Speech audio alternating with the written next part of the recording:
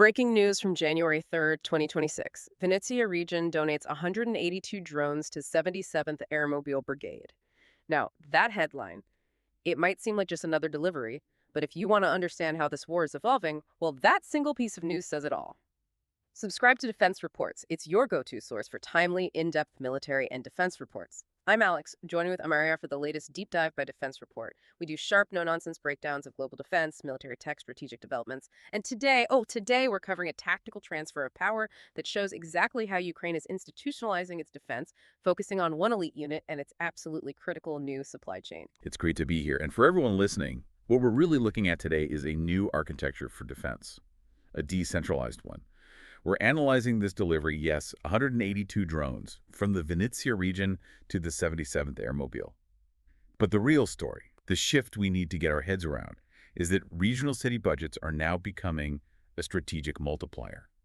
They're the ones keeping crucial defensive lines, like the Kharkiv-Luhansk axis, stable.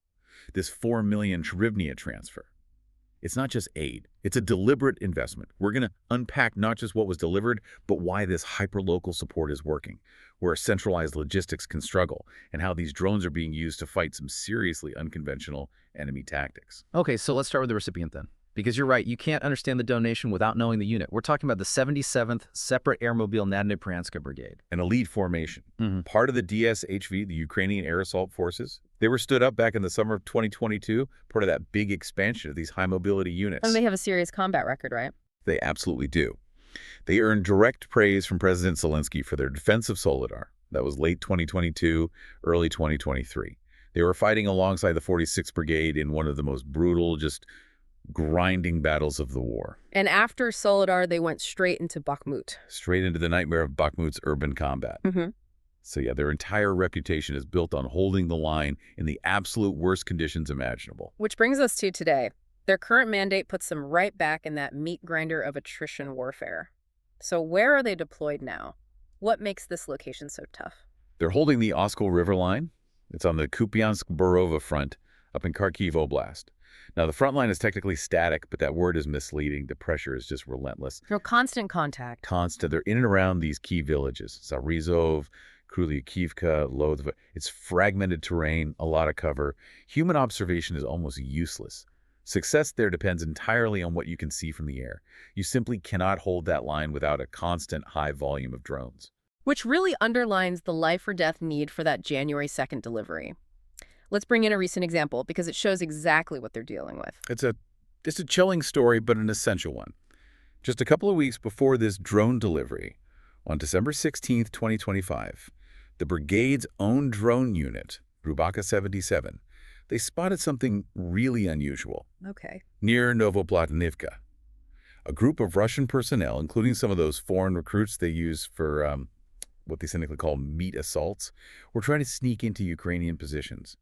And they were using a large gas pipeline for cover. Wait, moving inside a gas pipeline? Inside and along it. It's something out of an old playbook, using infrastructure as concealment. It just shows the kind of desperate, resourceful tactics they're facing. And the drone spotted them? Rubaka 77 spotted them from above. They used munition drops. Well, they took out at least 40 personnel in that attempt. And that incident just proves, without a constant supply of drones scanning every hidden approach 24/7, these low-tech, high-risk assaults would eventually work. The Oskil line would be compromised. That sets the tactical scene perfectly. So let's pivot now to the donor, to the Venezia model, because this is the real structural genius here. This isn't a bake sale. It's a formal, institutionalized policy. It's an incredible commitment. The Venezia City Council has formally pledged to allocate a full 20% of its own city revenues to technically reinforcing the defense forces. 20%. That's a massive number for a city budget. It is. For the 2026 fiscal year, that's over $1 billion hryvnia. And this isn't some discretionary fund. It's a formalized security and defense budget line item. It's militarized municipal funding on a scale we just haven't really seen before. I'm just stuck on that number. But if every city starts dedicating 20% of its budget to defense, doesn't that risk creating, I don't know, logistical chaos? Or worse, issues with accountability? Decentralized spending can get messy. That's a really crucial question. And the Venezia model seems to have an answer. It's not a free-for-all. The The process is managed by the Interregional Coordination Humanitarian Headquarters. They're the official logistical go-between. So there's oversight. Exactly. This drone handover in January, for instance, it was directly facilitated by regional officials, like Volodymyr Kishkin, who's the first deputy chairman of the regional council.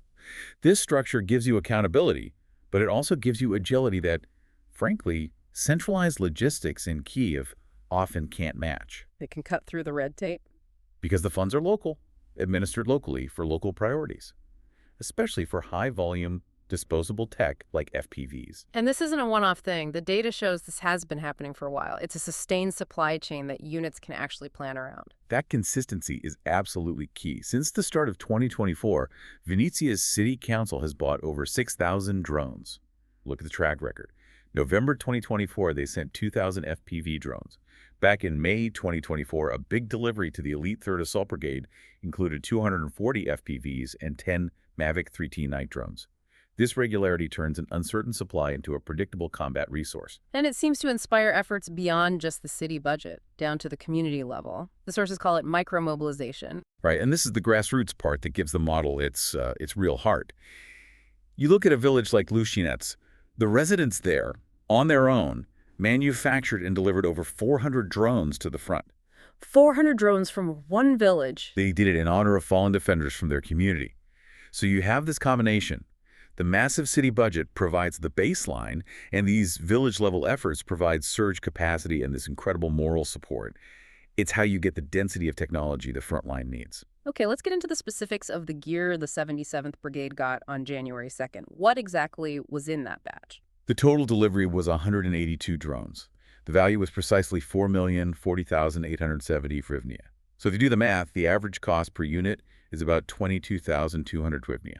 That's a low average cost, Yeah. which tells you the priority is volume. Disposable, single-use tech. It's all about volume. It wasn't just one type of drone, it was a whole ecosystem. So how did the 182 break down? The bulk of it, 170 units, were 10-inch FPV drones. These are your kamikaze workhorses. You fit them with a cumulative or a fragmentation warhead for precision strikes.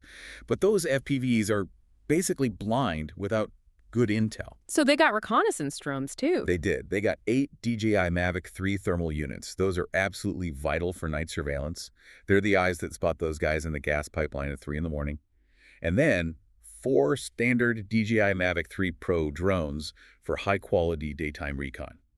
So the Mavics find the target, and the FPVs are the immediate lethal response. It's a complete system, but it takes more than just the drones themselves, right? Oh, absolutely. The support from Venezia often includes all the critical add-ons that make the system work. What kind of ancillary tech are we talking about? Well, things like specialized amplifiers to boost the FPV's range. That lets the operator stay safer, maybe a kilometer or two further back from the line. They also supply shoulder-mounted electronic warfare systems. The defensive doubles. Exactly. To protect the mobile fire teams from incoming enemy drones while they're operating. And, of course, the basics, like high-capacity charging stations. You need those to keep the sortie rate high enough to saturate the front. That mention of EW brings up a huge question about air defense. If FPVs are the cheap tactical weapon, what's the cheap answer to stopping enemy drones like Lancets or Shaheds? Firing an expensive surface-to-air missile at a cheap drone just isn't sustainable. And that leads us straight to the interceptor paradigm. This is a huge focus for Ukraine's defense industry right now.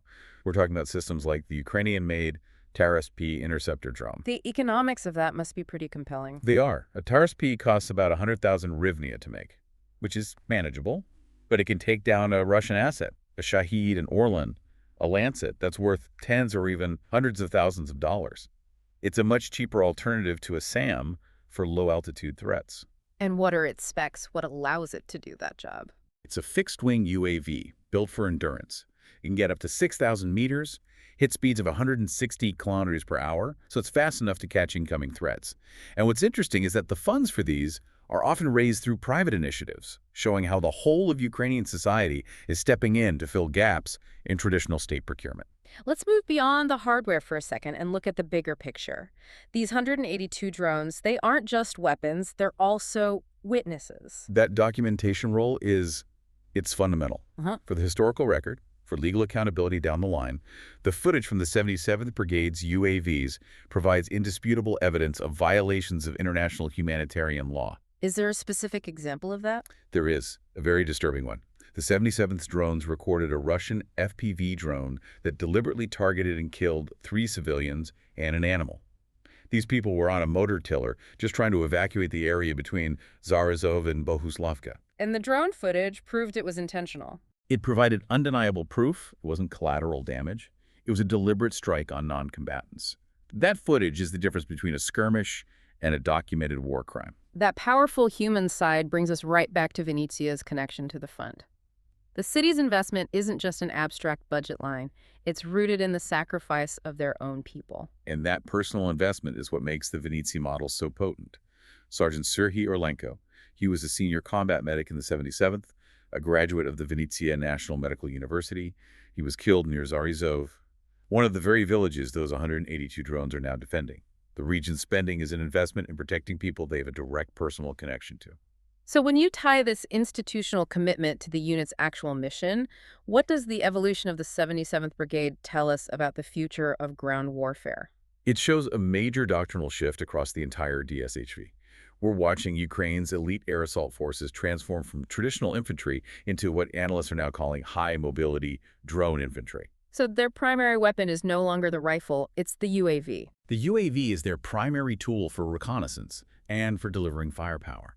These 182 drones are the fundamental tools of that new doctrine. But how do you make sure that 4 million hryvnia investment stays effective when the enemy is constantly using electronic warfare to jam the signal? That link is fragile. And that's the absolute cutting edge of this war. The future of that investment depends entirely on technology, specifically artificial intelligence. The next evolution is deploying FPVs with auto-lock capabilities. So the AI takes over if the signal is lost. Exactly. If enemy EW jams the manual link between the operator and the drone, the AI guides the drone to its pre-selected target autonomously. That AI integration is the key to maintaining lethality in a heavy EW environment. Which brings us to the end of this deep dive. These 182 drones are such a powerful symbol of Ukraine's decentralized resilience. You have this fusion of local fiscal power, that incredible 20% pledge from Venezia with advanced tech and community support, all to hold one critical line. It's this localized institutional model that ensures these elite units get the constant, predictable flow of technology they need, from SPVs and thermal drones to EW protection. It's what survival and effectiveness look like in this war of attrition. You've been listening to Defense Report by Alex and Arya, where we analyze the latest in military strategy, global defense, and advanced weaponry. And don't forget to subscribe to Defense Reports. It is your go-to source for timely, in-depth military and defense reports. We'll catch you next time. And a final provocative thought for you to consider. If regional budgets are now foundational to national security, as the Venezia model shows, what does that imply for the long-term strategic landscape of Europe? How quickly will other nations start to adopt this idea of militarized municipal spending?